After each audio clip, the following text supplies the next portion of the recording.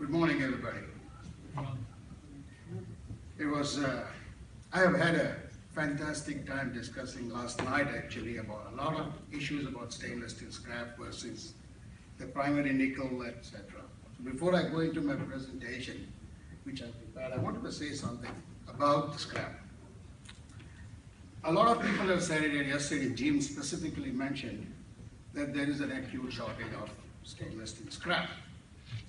To some extent, he's right. But in my opinion, the scrap is not in a scarcity. Scrap, the value of scrap and the value of nickel in that scrap has definitely gone up, which is why the mills are evaluating whether they should buy ferronickel or whether they should buy primary nickel. The ferro is not available. That's real tightness. Primary nickel, which is why becomes the next source of requirement. So having said that, let me start with my presentation so that everyone has a clarity in their minds. On the left columns,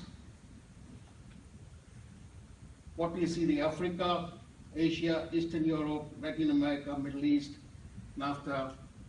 This is where the scrap is getting exported from. And the countries where it is getting imported into is again going on the column side. So if you look at Africa to Africa, there's only, the generation itself is very little. And the consumption is obviously not there. To Asia is just about 20,000 tons. To Western Europe, 5,000 tons. So just to give you an idea, at the end of this, we are looking at a total of 4.7 million tons of stainless steel scrap got moved around from either it was imported or exported or found and generated in that areas. And this is in 2013. In 2014, the same factors, and there was 5.4 million tons approximately generated throughout the globe.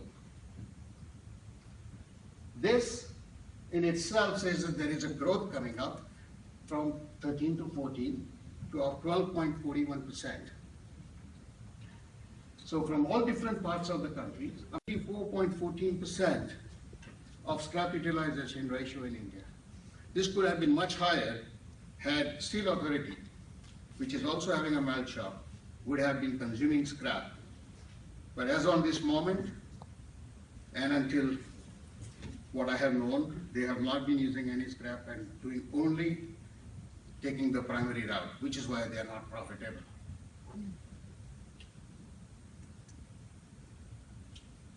This is the same thing in a different format. I just gave an idea. China is the lowest on the scrap utilization ratio. US, India are more or less comparable. US has a lot more generation of scrap, and therefore that scrap utilization ratio is far higher there. The other areas are more or less consistent for over the period of last 3 years.